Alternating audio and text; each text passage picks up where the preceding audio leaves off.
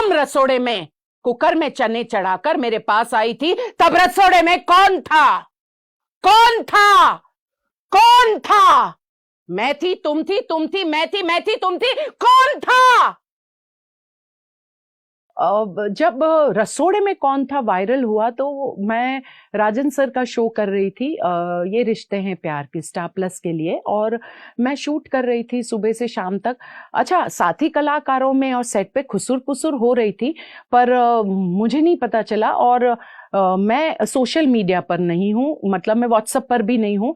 घर पे एक व्हाट्सएप रखना पड़ता है क्योंकि हम डेली सोप करते तो बहुत सारी डबिंग भेजनी होती है, या कभी कभी इंटरव्यूज के लिए या कहीं हमारे पिक्चर्स की जरूरत होती तो वो सेंड करना पड़ता है। तो वो घर पे एक मोबाइल है, और प्लस घर पे जो हमारे सदस्य हैं, जो हमारे घर पर हमें मदद करने आते हैं, हेल्पर्स और वो सब, तो हम वो व्हाट्सएप यूज करती हूँ। तो जब घर पे गई तो मुझे दिल्ली से मेरी ननद का कॉल आया, राजश्री दत्ता, और वो कहने लगी कि अरे तुमने देखा है? तो मैंने फिर वो उठाया और मैंने ऐसे देखा तो मैं हतप्रभ थी, शॉक्ड थी जब मैंने पहली बार देखा, क्योंकि मेरा चेहरा उतर गया। मैंने कहा कि ये तो मैंने ऐसे डायलॉग बोला ही नहीं है, और ये मतलब क्या हो रहा है?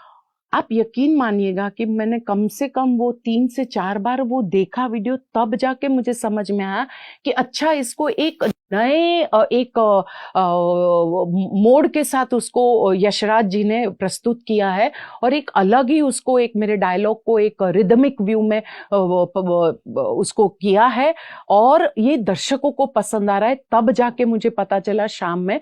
तो मैंने फिर, मेरी एक परम मित्र है, मतलब इतने सालों से मैं काम कर रही हूँ, पर साथी कलाकारों के साथ एक व्यवसायिक संबंध है, काम से संबंध है, और उसके बाद जब घर लौटती हूँ तो घर में मैं व्यस्त हो जाती हूँ। तो एकमात्र मेरी बहुत प्यारी सखी है, सहेली है, मित्र है, उनका नाम है चारुल मलिक।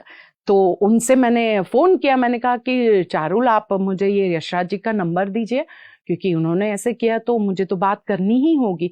तो उन्होंने मुझे नंबर दे दिया, ढूंढ कर, उन्होंने भी प्रयास करके। तो मैंने यशराज जी को कॉल लगाया, तो अच्छा, मुझे नहीं पता था कि वो रिकॉर्ड कर रहे हैं मेरी बातचीत को। तो मैंने कहा, आप यशराज जी बोले? बोले हाँ। तो मैंने कहा कि आपको बहुत बहुत बधाई, शुभकामना, और आपने मेरे इस डायलॉग को बहुत प्यारे तरीके से प्रस्तुत किया।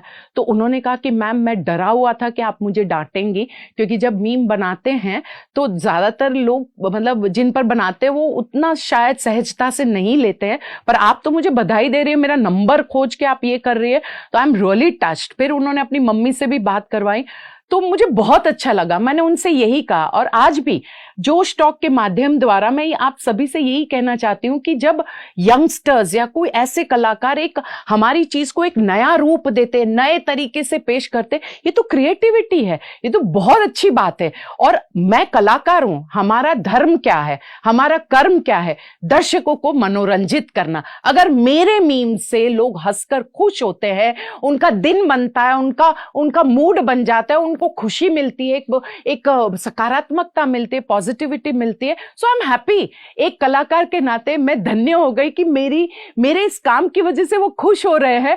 तो कलाकार तो तालियों के लिए बहुत बहुत बहुत बेचैन रहता है।